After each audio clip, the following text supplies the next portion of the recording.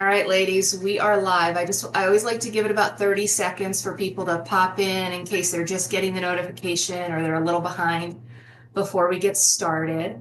But for those of you who are joining right on time, which I love, this is kind of our new way of doing webinars. We're going to be doing them more live to give you guys, the audience, a chance to ask questions directly of our guests. If for some reason there's no time to get to a question that you've asked because we've answered other ones, don't hesitate to include it. You'll see a comment section, whether you're in YouTube, Facebook, or Twitter, whatever platform you're watching from, just comment it and it will feed over to us. We'll record all of the questions that have not been answered live, and I will make sure Megan and Tara take time to answer those. And in a recap post on social media, we'll make sure those are covered. So that's kind of the logistics of how things work. You have 3 platforms to ask our guest questions on. We're going to start out with some questions, obviously introductory questions. Then what we're going to do is switch to questions that intended parents have submitted well in advance as we have advertised this, either an intended parent or a surrogate, because they both had questions about the matching process. So as you guys come up with questions, I'll add those in. Otherwise, we're going to stick to the pre-submitted questions just to have a flow. Okay, ladies, we are ready to rock. Megan, can you please introduce yourself and tell us a little bit about what you do at Family Source? So my name is Megan Cox. I am a support and match manager with Family Source.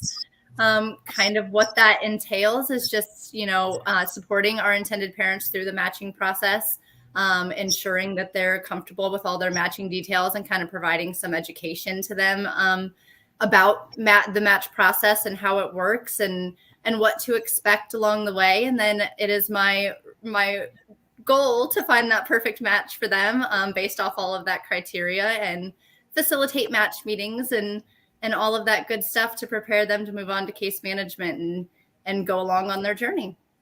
Awesome. Now, can you tell me a little bit about you, your background, and any licenses you might carry? Yeah, certainly. So I have been working in a variety of different social services industries for almost 10 years now. And I have a license. I'm a licensed mental health counselor. I pursued my master's in mental health counseling.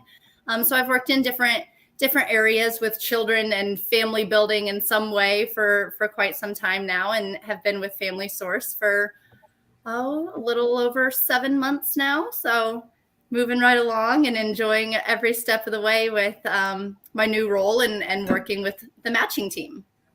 Awesome. Thank you so much, and welcome to the webinar. All right, Tara, it's your turn. All right. Well, I am Tara. My name's Tara Kustra, and I am the admissions manager, the surrogate admissions manager here at Family Source. I oversee the surrogate admissions team, who are the girls that you will be working with if you are a surrogate with us. They kind of help you through the intake process. And once everything looks good and you're ready to match with intended parents, I kind of take it from there. And I work very closely with Megan and the intended parents matching team to make sure that we get the best fit for each surrogate and each intended parent. I love that. I'm thinking that we are going to need a webinar solely on admissions for surrogates, because we do get a lot of questions and we can make that easier. So be prepared for that in the near future, both Tara and our audience. All right, we're going to go with the first pre-submitted question. It's kind of a 3-part question, but I'm going to put it up on the screen for us to go ahead and start answering. And I'm going to have Megan, I believe we're going to direct this question to you. So what happens leading up to intended parents actually meeting with a potential surrogate? Do they fill out an application? Do they review applications of surrogates? How many do they review? Kind of the whole gamut of what is involved. Yeah, absolutely. So when an intended parent signs up with Family Source Consultants, they fill out a big, long questionnaire that kind of helps create their intended parent profile. And this is used for sharing with surrogates. It's used to help, narrow down some of their criteria that they have in mind.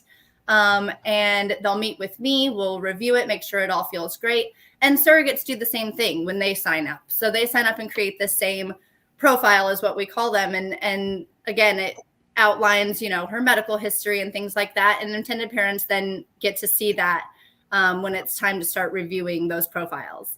In terms of how many they review, I kind of say this jokingly, kind of not jokingly. If I'm operating at peak performance and the match team is operating at peak performance, intended parents should really only see one profile. Obviously, that varies from intended parent to intended parent, but they are presented with surrogate profiles that are compatible with them, and it's one at a time, and they get to review and make a decision about moving forward with a match meeting with that surrogate. So in terms of how many, like I said, it does vary for each intended parent, but certainly if we're doing a fantastic job, we should hit that match on the first one. I love that answer. If we're firing on all cylinders and everything's just working, it should only be one profile. So intended parents and surrogates, if you only see one, that's not a problem. That's the ultimate goal, one. And if you see more, then that's not necessarily a bad thing. That's just flexibility and requirements and really meeting your needs a little bit better, or personality matches that you can't tell on paper. So I love that answer. Thank you very much. We're going to go to the next question, which is a two-part. So first I'm going to ask Tara to answer, and then Megan for the intended parent side. So Tara, we're going to go with surrogates first. In a minute, the question must come up on the screen for me to help out here. Okay. What advice would you have for a surrogate as they are reviewing the applications? What should they be looking for to know that someone might be a good fit for them? Again, the surrogate side. Sure. So I would say, every surrogate comes in with their own idea of why they want to be a surrogate and who they want to help. And it's going to vary between each surrogate's going to have their own ideas. So you have to kind of think about what you're looking for. And, when you're looking at the profile, it could be something like some surrogates want somebody who doesn't have kids already because they want to help you have your first child. Some surrogates only want to work with certain kinds of couples. Some surrogates only want to work with like a younger couple, someone an older couple. So knowing exactly what you're looking for when you start looking at profiles is going to help you narrow down, and also help us narrow down who we're going to share with you. You also want to look at things like, are you a religious person? Do you want somebody who has the same kind of values and morals as you? That's also going to be in the profiles. If there's something that you're specifically looking for, we can help you find that as well. I think a lot of the intended parent profiles go into more details of their lives. And so you're going to be able to read what their story is, why they chose surrogacy, what brought them to us, and kind of a little bit of their background and their history. So they're very detailed, and you'll get a lot of information from them. But we do have surrogates who read profiles and they just say, I don't know exactly what it is. I just don't think it's a good fit. And that's okay. We take that feedback and we'll show you another one that we think might be a better fit. So you just have to know exactly what you're looking for. And sometimes you won't know that until you see a profile. I like that answer, and I like that it's okay if it's not a good fit, even though it's everything that meets your requirements. Sometimes it's just not something. You can't see that. And we're going to have Megan answer the intended parent side here in a second, but just keeping in mind that the intended parents and surrogates are going to be on this journey for a very long time. Make sure you feel good about that fit, whatever it is. And if they meet every single box and you still aren't feeling it, that's okay. It's not a problem. That's what this team is here for. Okay, Megan, so on to you. What advice would you have for intended parents as they are reviewing applications, and what should they be looking for to know if someone's a good fit for them?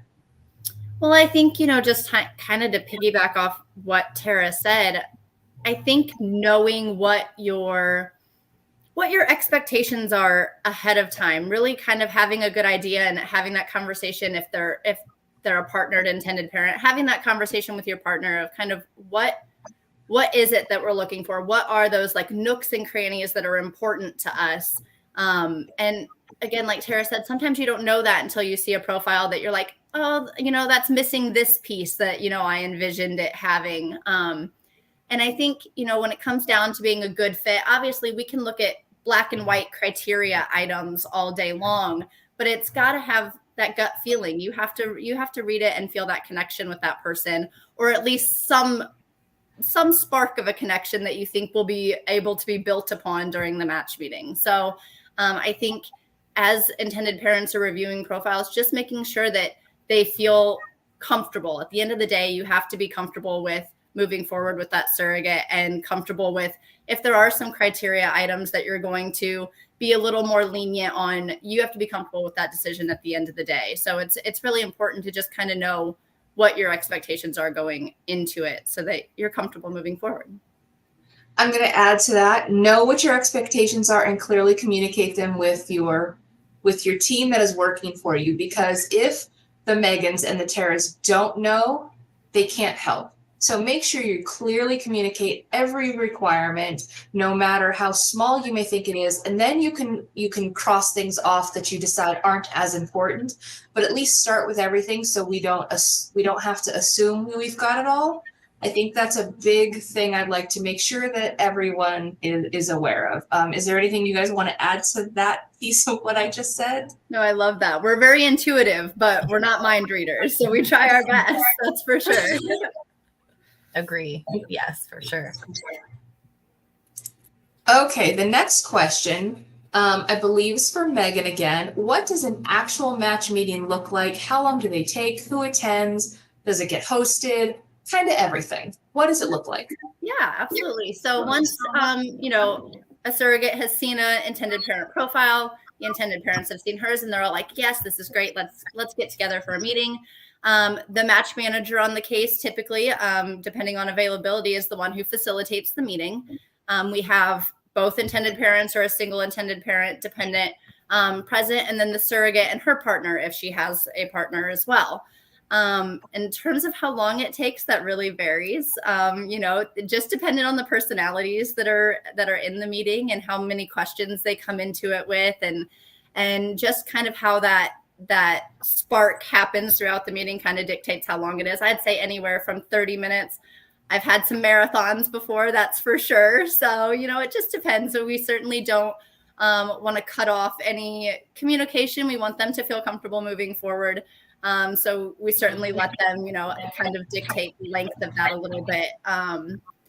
In terms of kind of what it consists of, I always tell them at the start of a match meeting, my goal is to talk as little as possible throughout the meeting. I'm not the important member of the conversation. You don't need to hear from me. But we definitely make sure that all of the topics that need to be discussed are discussed, so that everyone has all of the information that they need to make a decision about moving forward with the match, and kind of know what those clear expectations are from either side. So I let them lead it as much as possible and ask the questions that they have developed on their own, but I certainly make sure we cover every topic that we need to hit. I'm super appreciative of that, to give the freedom to the intended parents and surrogates and their partners to really flesh it out on their own, but making sure that we don't miss the important pieces that are necessary to move on to the next step, that you check those boxes and help them get there. Because I can imagine, let's say there's an instant click and they just want to talk, and wait a minute, we still got to do these things, people. So that is not a problem. We're never going to say don't do that, don't click, don't have that communication, but just know that that is what the match manager is there for, is to help facilitate making the decisions and capturing them going forward. So thank you for that. All right, our next question is going to be for Megan, and it's going to come up in a second. And while it's coming up, for the audience, whoever's watching on Twitter, on YouTube, on Facebook, if you have questions at all, please submit them in the comment section of the platform that you're watching. These are all pre-submitted questions from intended parents and surrogates that we gathered together to kind of make this flow, but this is all about you. So as the audience, if there's anything that you want to ask about the matching process, this is your opportunity to ask both Tara and Megan. So type it up and we'll get it live on the screen. Okay, so the next question is going to be for Tara. What questions should GCs have prepared for the match meeting? And first, I should have done this to begin with. Tell us what GC stands for, and then we'll go back to the regular term of what we've been calling it. Sure. So GC stands for gestational carrier. It's just another term for surrogate. In our world, it's easier, and we use a lot of abbreviations in our world. So GC, surrogate, same thing. Thank you. Sure. So I think in terms of questions to have prepared for the match meeting, anything that you think of when you're reading through the profile of the parents that you like, you're reading it and you're like, oh, I wonder what happened here, or I wonder about this. Write those down. And a lot of the questions usually are covered based by Megan or whoever's on the call, making sure that we check those boxes. But anything that you have questions about in the profile, that's when I used to do match meetings, I would say at the end, is there anything that you saw in there that you wanted to ask about? And sometimes even little things like, oh, tell me a little bit more about your job, or what do you do with your family for fun? Do you have pets? Like those kind of questions are awesome questions to ask in the match meeting as well.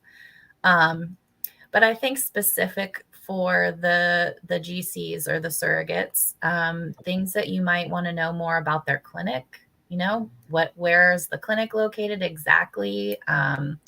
What are your thoughts on how much you want me to communicate with you? How do you like to communicate? Can I check in after appointments, or if our relationship grows, can we text? Can we call? Do you want to meet in person? Things like that. And then, any question really is on the table. That's what the match meeting is. It's to get to know the other party in this relationship and figure out how you will best move forward. And it's an evolving relationship for sure.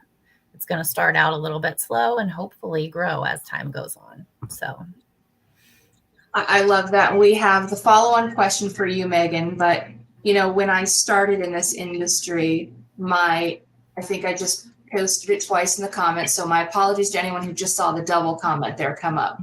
But my way of describing it was, we are not your typical let's connect two people or two groups together. And so in dating terms, you've got your match.com and plenty of fish, but we are the eHarmony, if you will. We are really wanting that bond, that genuine connection. So our profile or application may take you twice as long to complete. There's a reason for it. The match meetings may be more in depth. There's a reason for it, that it truly is to find that perfect match, if you will. So I know it may sound interesting to say we're eHarmony of third party, but it really feels that way from someone just watching it. So I'm going to go ahead and ask the question that I typed in here twice. But Megan, it only came through once. What questions should intended parents have prepared for match meeting? And it may be the same for Tara, but what kind of things have you seen?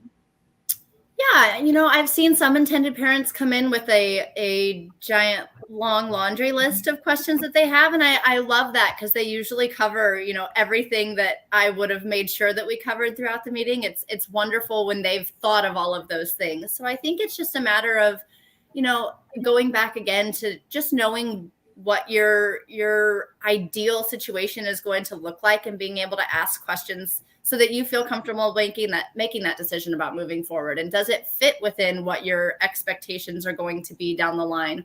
I think one of the hardest questions that, intended parents usually have to answer is about restrictions, whether it be dietary restrictions or activity restrictions that they envision for their surrogate. But those answers are really important to have during match meetings, because when it comes time to contracts and legals after, a match is made, those things get flushed out completely. And it's important that a surrogate know kind of what your ideals and expectations are long before getting to, the legal contract phase after medical clearance. So I think it's a hard topic to talk about, because you're talking about restricting somebody's life. But I think, it's important to know what it is that's important to you, and being able to say, this is why it's important to us, and we're just wanting to know if that's something you're comfortable with. And then the surrogate gets to respond. And obviously this is a meeting for them to make sure that they're compatible in all of these areas. But I think those are probably some of the more important questions in terms of just making sure everybody's on the same page with those type of things.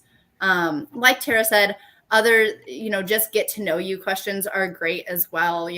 Getting to know the surrogate and her family, because they're all going to be a part of the journey to some degree. And I think that that's a great piece when the intended parents show a strong interest in the surrogate's family and her children, and are genuine about, building that relationship as well. So I think those are also great questions to bring up. I love that. And I think it's super important to reiterate what you just said. The more you share with what your desires are for each side, whether you're the surrogate and your desires for the intended parent, or the intended parent and potential restrictions you're thinking of for your surrogate, you have to communicate that openly upfront so that there's no hidden things later. Because if it does seem to be a match and then you forgot to say something, it could cause problems later on down the line. So it is very important for that. This is not a pre-planned question. This is not a question that is coming up in the feed, but I just had it, so I'm just going to ask it. So who gets to say, I want that person? Is it one? Is it the other? Does somebody just have to accept it if they, I'm going to just throw this out to you, Megan. Who gets the say so in the match? About whether you move forward with the match? Yeah, whether let's say I like you, but you don't like me. Are you stuck with me? No. So everybody gets, after the match meeting, we don't make any decisions on the call. We don't ask for feedback on the call.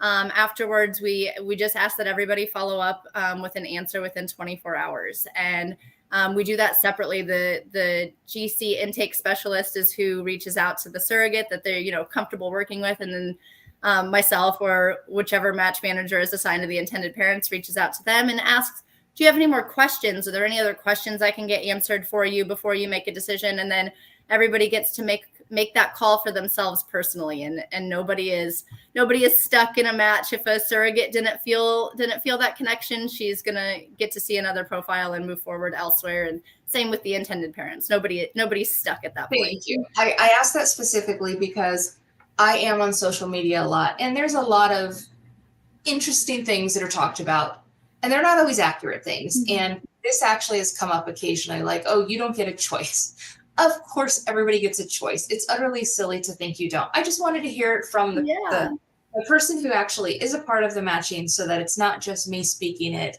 into reality. And I think you kind of answered the question that is coming up next, but we'll go ahead and ask it of Tara specifically, and possibly, and Megan at the end, if you want to go ahead and touch on it for intended parents. But the next question is, how does a surrogate typically know they found a good match for them after attending the meeting, and what can they do?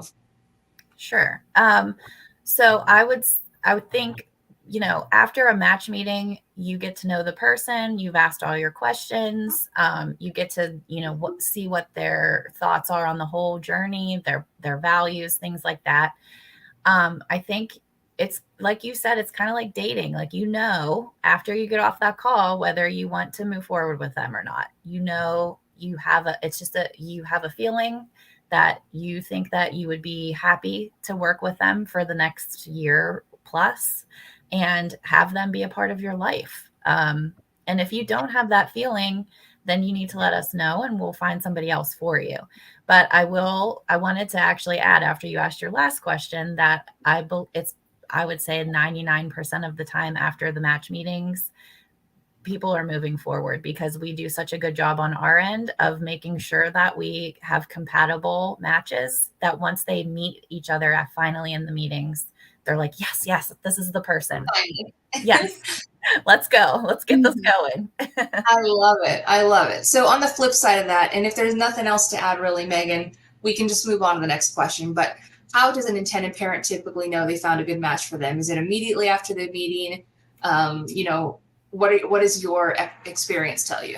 Yeah, I mean, like Tara said, I feel like 99% of the time, once you've gotten to that match meeting phase, they're typically moving forward. They usually have expressed, and they're so excited after the match meeting. Now, again, that's not 100% of the time, and I think, if that spark is there, then it slowly builds. If not, then like she said, we find them somebody different that take their feedback and figure out what pieces were missed, or maybe what spark didn't grow, and how we can make it better the next time. Perfect. Okay, now we do have an audience question. I've been waiting for it because we kind of had a flow going, a start of process. I reorganized the questions in kind of a flow. So I wanted to wait on this one. But the first audience question is, what are the steps after the match meeting? Does a match meeting mean I have to match with either, and I think you answered this part of it, but what steps happen after the match meeting? Specifically, what does an intended parent have to do? And then Tara, I'll let you go ahead and say the same thing. Yeah, so once the match is official, we work on, paperwork, invoices, things like that. But in terms of like next steps, all of the surrogates' medical records get sent to the intended parents' IVF clinic, and they work on pre-approval. Once the surrogate has clinic pre-approval, then they move into the medical screening phase where they'll actually have to travel to the clinic. And I guess I'm kind of answering both sides as we go. Yeah, So as long as we both get nods, we're good. Yeah, they move on to the medical screening process. And once they have medical clearance, they start all of the lovely contracts with their legal teams. The surrogate and the intended parent each have their own representation and work on the legal clearance part. And once that is done and in the books, they start their, their medication schedule and get ready for transfer. So we typically say somewhere between 3 to 5 months from match date to transfer date, just kind of depending how all of the scheduling works out with the clinics and the lawyers and all of those fun third parties. So yeah. All right. Well, since you answered some for Tara, I'm going to throw in an extra piece of this, Tara. Is there anything a surrogate or an intended parent can do to speed up this process, to be prepared to, is it maybe they got to answer emails quickly? What can they do to help make that process quicker? Or is there nothing because it's just the process? I would say a little bit of both. The process is the process. And the reason that it takes a little bit of time is because we want to make sure everybody's clearly vetted, approved, ready to go on the same page.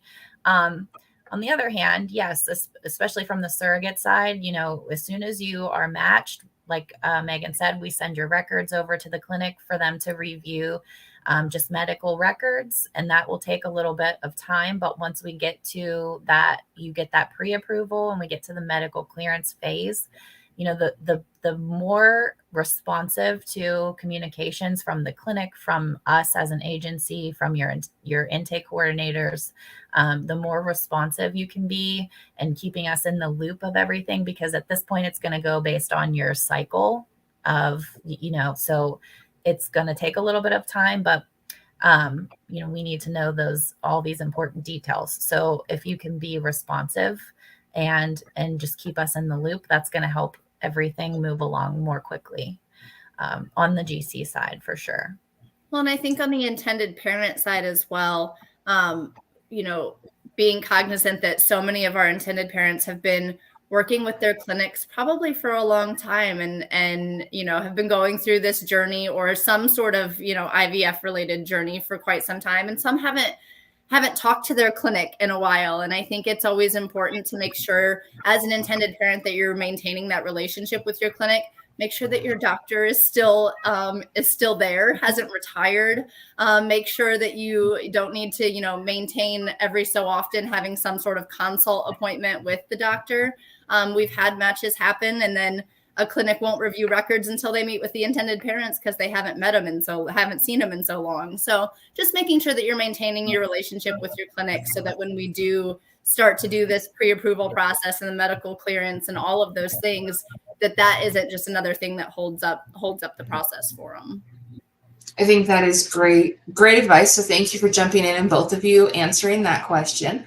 Okay, our next question, again, it's a two-parter. So it may be the same answer. We'll start with Tara, then we'll move over to Megan. What happens if both intended parents and a surrogate decide to match, but then either side decides to break the match? What happens on the surrogate side if she breaks the match?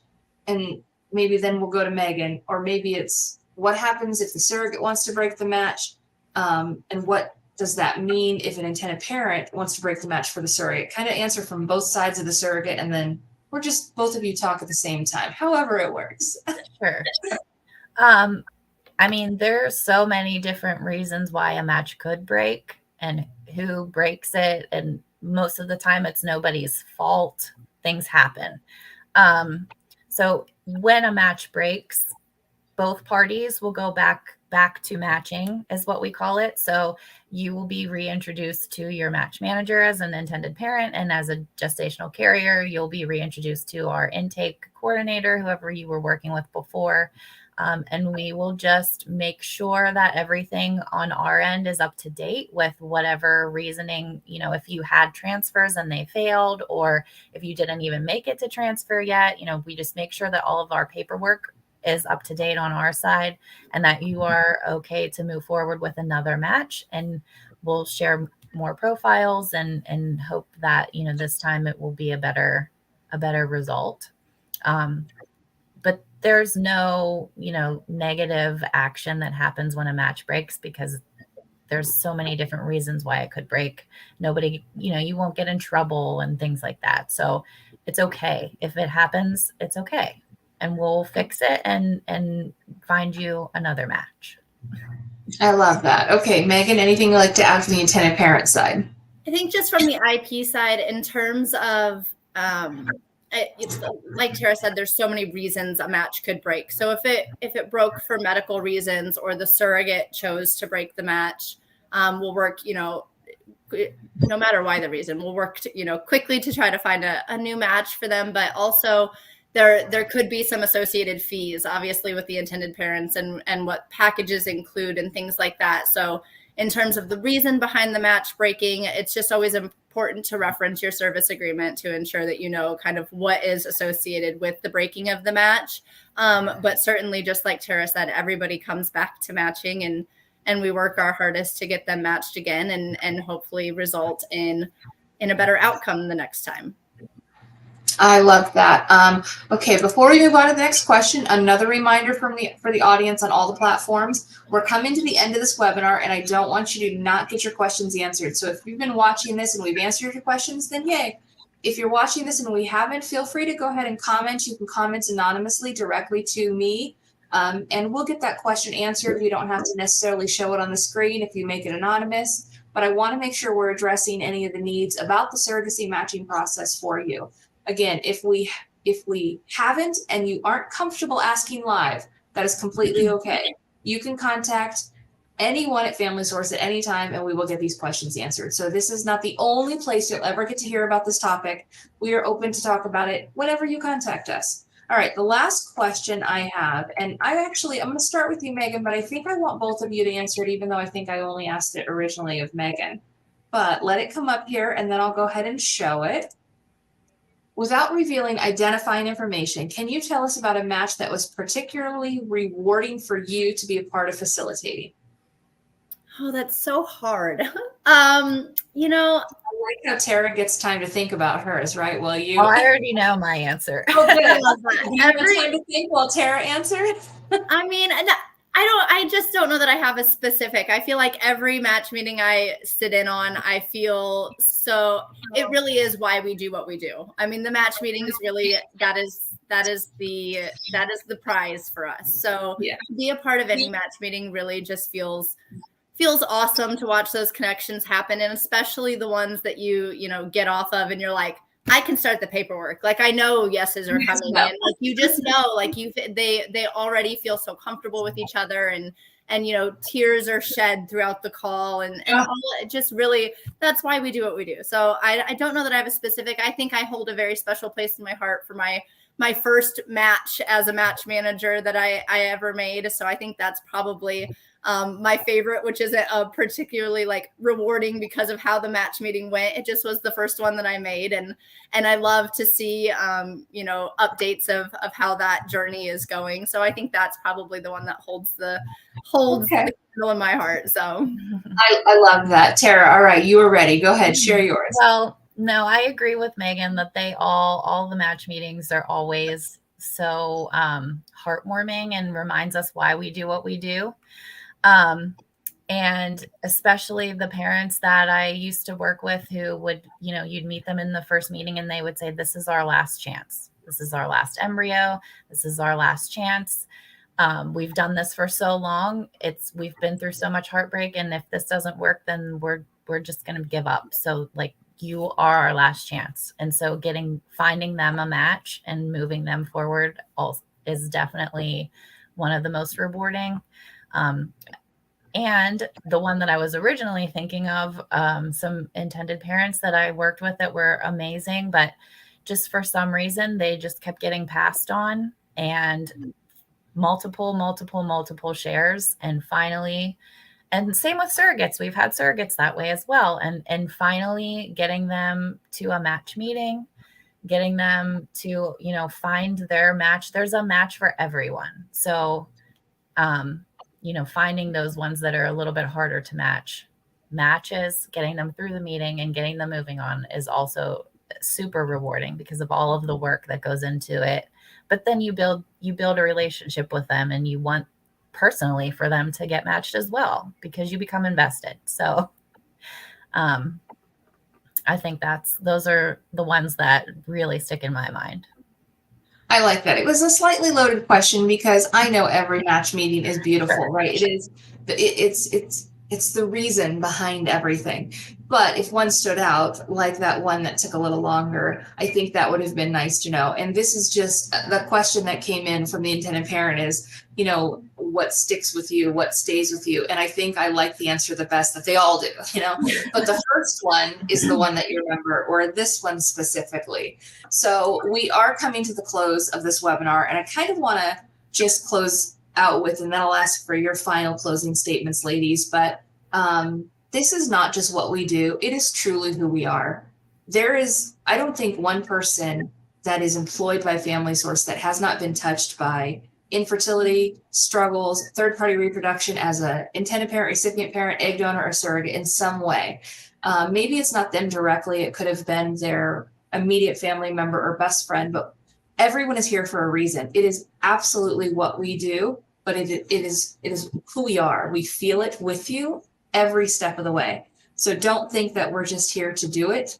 We are here for you. And I hope you feel that as these ladies answer these questions about this. And with everybody you interact with Family Source, it's important for you to feel that. So I'm hoping that's coming through. Again, not just what we do, it is truly who we are. So ladies, I gave you a little bit of time to kind of take a breath. In closing, is there anything you'd like to share about the matching process with our audience to kind of end this out? And this time I'll start with Tara, and then we'll let Megan have the final word. Yeah, I think a lot of intended parents and surrogates as well, think that the matching process is literally there's a list and you just go across the lines of all the lists. And I just really think that it's important for both sides to understand that there is so much that goes into matching. We match on all different kinds of criteria, and we try really hard, like Megan said in the beginning, to make one match the match because it just makes it easier all around for everyone. It's okay if it's not, we'll keep working, but just to understand the amount of time and effort and work that goes into finding you a match on either side is very important. And I like when everybody understands that it's not just a list and you're not just a number. We really go deep into this. So I love that. Thank you, Tara. Okay, Megan, your final thoughts.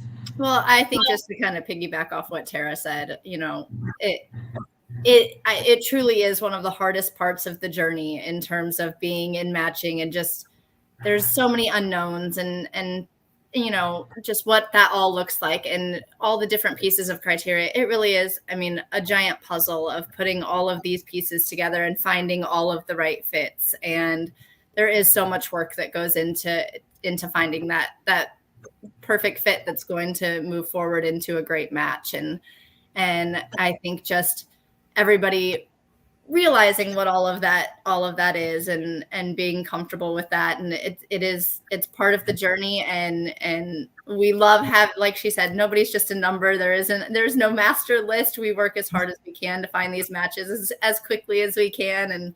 And we're just grateful to be, a part of the journey and get to help them, find that fit that's going to get them the result they're looking for. So thank you both so much. And I really love that We keep saying to find you a match, but remember, it's not just to find you a match, because we could just stick people together.